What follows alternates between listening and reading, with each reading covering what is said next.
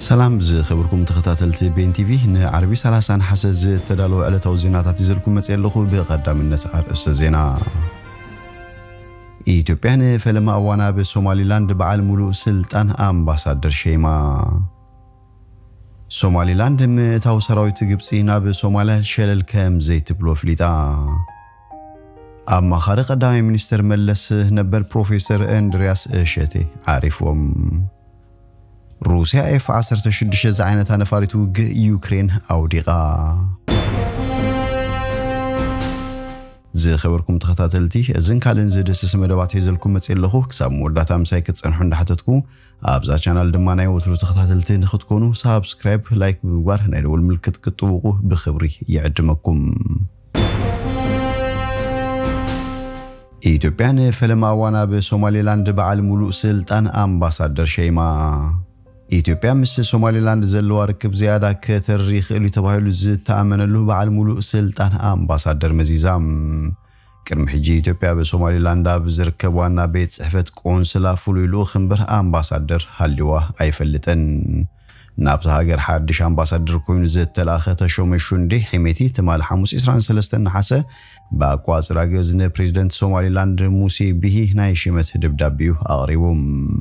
ፍሉይ ልኡኽ ነበር ኣምባሳደር ምትኩ ዲፕሎማስያዊ ዝምድና ክልተን ወገናት ዝያዳ ዘትርር ምዃኑ ይንገር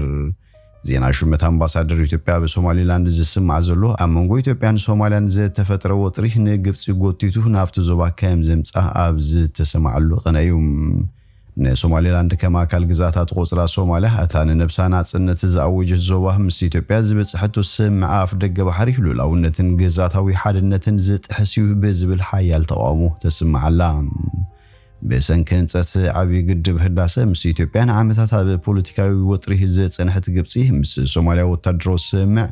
ክትፈራረም ግዜ ኣይወሰደላን ነዚ ወታደራዊ ስምዕ ስዒቡ ድማ ብፍቓድ መንግስቲ ሶማልያ ሰራዊትን ወታደራዊ ኣፅዋርን ግብፂ ናብ ሞቃዲሾ ምእታው ንመንግስታት ኢትዮጵያን ሶማሊላንድን ኣቆጢዑ ይርከብ እዚ ሓድሽ ስጉምቲ ነቲ ወታደራዊ ምትእትታው ግብፂ ግብረ መልሲ ንምሃብ ዝተወስደ ከይኮነ ኣይተርፍን እዩ ሶማሊላንድ ሙፋር ሰራዊት ግብፂ ናብ ሶማልያ ሰላምን ምርግጋእን እቲ ዞባ ኣብ ሓደጋ ዘውድቕ እዩ ብምባል እቲ ጉዳይ ብሸለልትነት ከም ዘይትሪኦ ሎሚ ኣብ ዝወፀቶ መግለፂ ኣጠንቂቓላ ፕሬዚደንት ሳህለወርቅ ዘውዴ ኣብ ወርሒ ሰነ ዲፕሎማስኛታት ካብ ቆንስልና ሙሉ ኤምባሲ ኣብ ዝመዘዘትሉ እዚ ሓድሽ ኢትዮጵያዊ ዲፕሎማት ናብ ማዕረግ ኣምባሳደርነት ሓፊሉ ዝለኣኽ ዘሎም ፍሉይ ልኡኽ ሶማሊላንድ ነበር ደሊል ከደርውን በዓል ሙሉእ ስልጣን ኣምባሳደር ኣብ ኣዲስ ኣበባ ኮይኑ ተመዚዝሎም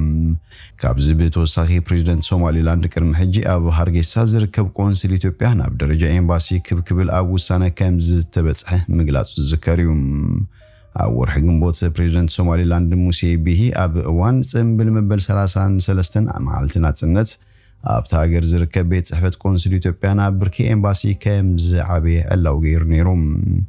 ምስ ሶማልያ ዘለዎን ዲፕሎማስያዊ ዝምድናታት ኣብ ወጥሪ ኣብ ዝርከበሉ እዋን ኢትዮጵያን ሶማሊላንድን ርክበን ምጥንኻር ወሰንቲ ስጉምትታት ይወስዳ ኣለዋ ቅድሚ ሂደት ኣዋርሒ ሶማልያ ኣብ ኣዲስ ኣበባ ንዝነበረ ኣምባሳደር ኣፀዊዓ ነታ ኣብ ሞቃዲሾ ዝነበረ ኣምባሳደር ኢትዮጵያ ምብራራ ዝዝከር እዩ በተወሳኺ ሶማልያ ኣብ ርእሰ ከተማ ሶማሊላንድ ሃርጌሳን ርእሰ ከተማ ፑንትላንድን ጋርዌን ዝርከባ ቆንስላት ኢትዮጵያ ኣብ ውሽጢ 7 መዓልታት ክዕፀዋ ምእዛዛ ይፍለጥ እንተኾነ ኣብ ክንዱ እቲ ኣብ ሃርጌሳ ዝነበረ ቆንስል ናብ ዝለዓለ ብርኪ ኤምባሲ ሓፊሉ በዓል ሙሉእ ኣምባሳደር ተሸይሙሉ ይርከብ ሓድሽ ኣምባሳደር ኢትዮጵያ ኣብ ሃርጌሳ ኣብ መንጎ ክልተን ሃገራት ዘሎ ዲፕሎማስያዊ ዝምድና ኣብ ምድንፋዕ ከም ዝሰርሕ ምክትል ሚኒስትር ጉዳያት ወፃኢ ሶማሊላንድ ኣምባሳደር ሮሆዶ ኤልሚ ኣብ ኤክስ ገጹ ኣስፊሩ ይርከብ ሶማሊላንድ ምእታው ሰራዊት ግብፂ ናብ ሶማልያ ሸለል ከም ዘይት ብሎ ፍሊጣ ሶማሊላንድ ሙፋር ሰራዊት ግብፂ ናብ ሶማልያ ሰላምን ምርግጋእን እቲ ዞባ ኣብ ሓደጋ ዘውድቕ እዩ ብምባል እቲ ጉዳይ ብሸለልትነት ከም ዘይትሪኦ ገሊጻ እቲ ብሓሙስ 29 ነሓሰ 2024 በመንገዲ ሚኒስትሪ ጉዳያት ወፃኢን ሃገራዊ ምትሕግጋዝን ሶማሊላንድ ዝወፀ መግለፂ ታርስ ምምሕዳር ኣብ ዘቐረበ እዋን ሰራዊት ግብፂ ኣብ ሶማልያ ሙፋር ንምርግጋእን ጸጥታን ሶማልያን መላቀርን ኣፍሪቃን ዝተሓሳስብ ምዃኑ ኣመልኪቶም ሓይልታት ወፃኢ ብዝኾነ ምኽንያት ኣብ ጎረቤት ሃገር ሶማልያ ሙፋር ምርግጋእ እቲ ዞባን ዝዘርግ ጻዕርታት ዓቃብ ሰላም ዘዳኽምን عب قلولاو زخت الوطري كفتر زخ اللي ببالد ما تقاومو قليتهم ሶማሊላንድ ዝመግለጽ የተውጽ ዘላቅን መሄደት ማዓልታት አጽዋር ከምዝ ጻና ዝንገርለን ነፈርቲ ውግእ ግብጽ ናብ ሶማሊያ መታውን ሲዕቡ በኢትዮጵያ ተመሳሳሊ መርገጽ ድሕሪ ሙጽዩ ካልኦት ዋሳቲን ምርጋዙ ባቀርን አፍሪካ ሱጉምታት ኮስሉን ከለው ኢትዮጵያ ስቂላ አይተዕዘብን ክብል ሚኒስትሩ ጉዳያት ወጻ ኢትዮጵያ አፍሊጡ ምባሩ ይዝከር ሶማሊላንድ በወገና ከምሉላዊትን ዲሞክራሲያዊትን ሀገር ቀርን አፍሪካ ከምካሎት ጉራብት ሀገራት ምርጋን ጸጥታን ህዝብናን ዞባናን ዘርግና ይወጻ ኃይል ሙፋር ሙሉ በሙሉ አይንቀበልን ይላም እቲ በመንግስት ኢትዮጵያ ዝወጽ መግለጺ መንግስት ሶማሊያ ጻዕርታት ሰላም ከንዲ ዝሕይል ምርጋ ዝዞባት ከዘርጎ ምስ ዝደልዩ ኃይልታት ወጻይ ይሰርሓሉ ዝብል ነይሮም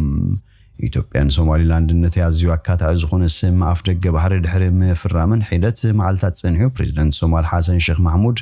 ምስ ግብጻዊ መዘኑ አብደል ፈታህ አልሲሲ በቴሌፎን መዝራቡ ዝከሪው እቲ ፕሬዝዳንት ካብ ሸዋት ሒዙ ግብጽን ኤርትራን ናብ ዝርከበን ጎራብቲ ሃገራት ክገይሽ ጸኒሑ ግብጽን ሶማሊያን ወታደራዊ ምትሕባር ክገብራ ድሕሪ መስምዕን ነፈርቱ ግብጽ ኣብ ማዕርፎ ነፈርቲ ሞቃዲሾ ከም ዝተራያ ኣብ ዝሓለፈ ዜናታትና ጠቂስና የምንባርና ዝከሪዩ አማኻሪ ቀዳማይ ሚኒስትር መለስ ዜናዊ ነበር ፕሮፌሰር እንድሪያስ እሸቴ ዓሪፎም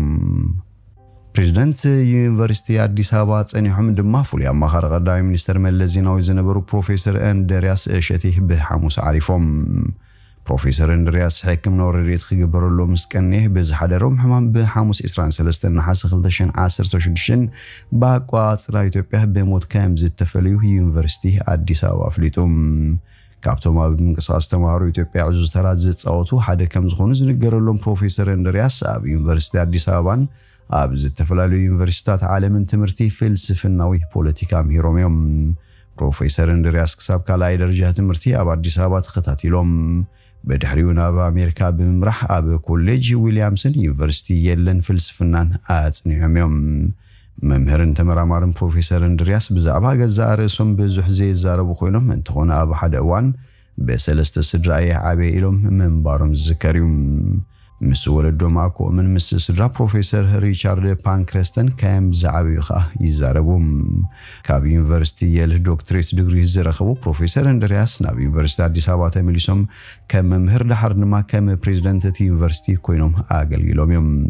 ፕሮፌሰር እንድሪያስ ኣብ ዩኒቨርሲቲታት ብራውን ዩሲኤል ንብረክሊን ፔንሲልቫኒያን መምህር ኮይኖም ዘገልገሉ አቦ መንበር ሰብአዊ መሰላት ሰላምን ዲሞክራሲን ዩኔስኮ ኮይኖም ሰሪሖም እዮም ፌደራላዊ ሕገ መንግስት ኢትዮጵያ ክነደፈን ከሎ አባል ኮሚሽን ምርቃቅ ዋም ኮይኖም ዘገልገሉ ፕሮፌሰር እንድሪያስ ኣብ ማዕርነት ህዝብታት ሃይማኖታትን ጾታን ጽኑዕ እምነት ከም ዝነበሮም ይንገር ካብ ፕሬዝዳንት ዩኒቨርሲቲ አዲስ አበባ ድሕሪ ምውራዶም ፉልያ አማኻሪ ቀዳማይ ሚኒስትር ነበር መለስ ዜናዊ ኮይኖም ሰሪሖም እዮም ቶም ፕሮፌሰር ካብ መምህር ሓሊፎም ኣብ ሞራላውን ፖለቲካውን ፍልስፍናታት ስነ ምግባርን ዘተኮረ ሓያል መጽናዕታዊ ጽሑፋት ኣሕቲሞም እዮም ካብ ኣዴኦም መንበር ገብረ ማርያምን ካብ ኣቦኦም እሸቴ ተሰማን ዘተወልዱ ፕሮፌሰር እንድሪያስ ኣቦ ሓደ ውሉድ ኮይኖም ንኻልኦት ክልተ ደቂ እውን ከም ኣቦ ኮይኖም ከም ዘዕበዩ ታሪኽ ህይወቶም የመላኽት روسيا F-16 زعينتها نفارت يوكرين أوديقا حنت خابتن بكيدان سمين أتلانتيك نيتو هن يوكرين زدتوها F-16 زعينتها نيوغ نفارت بمتقعت روسيا كام زعنو الترقاقيتهم اتا نفارت بسوني بميسايل كام زدتهارمتن بايلت أوليكسي مسون بات متقعتي كام زموته اتي منش يقلت نيتون يوكرين كام زين عينت نفرتو كاب زهبه ازا نفارتنا يمجمرتا بروسيا زتارمت كوينه تبزغي والا اتمنجي بمغصالت بايلت اقدم ابيلو سلسته كروز مسائلن حانت درون روسيا كام زانو يحبر حيل اير يوكرينا بمحمراوي ميديا بزصحفو مغلصون اولكسيون يوكريناويان كاب متقعتات مسائل روسيا زدحانه يدحر مبال حما قاطام خوينه ግን ዝخሉ بواጋ ህይወቱ ዝገበሩ ይሉም እቲ መግለጽ ኃይል አየር ዩክሬን ኦሎክሲ እንታይ አይነት ነፋሪት ሂዞ ከም ዝነበረ ኳንተ ዝተገልጸ F-16 አይነት ነፋሪቱ ሂዞ ከም ዝነበረ ክረጋገጽ ተኻይሉሎም ፕሬዝዳንት ዩክሬን ቭላድሚር ዘለንስኪ በሶሉስተን ስራሃት አሜሪካ ዝኾነ ነፍርቲ F-16 በሩሲያ ዝፍጸም ዘሎ መጥቃዕታት ሚሳኤላትን ድሮናትን ንምምካን ተዋፊረን ከም ዝልዋ በወግዒ ሓቢሩ ነይሮም أم مجمرت هذا السمون مشارخ تازغون حجرات هاجروا متقعتات روسيا كابرحون مهرامن مكانن نوي حراغات زون جف مسائلات كتكم كيف كدلا كم هتسن تسمعينيريوم تحلق أصطف بربع واشنطن خونا بزهو مجلسي يوكرين علم لخوي حقتها تدعي تتحسن برنت نيزرلاندس زمت ولا زلو تدروي نوات كام دلا جرا خدتك أمل خم تخيل كاتل عم برهتي تواهي وعيو زي خبركم تخاتلتي بين تي في نلو مزبلنا يوم السنة دونا بزودين على نهم سنة سلت سنحكم بلبنا مسكن ببزلكم سلام تمننا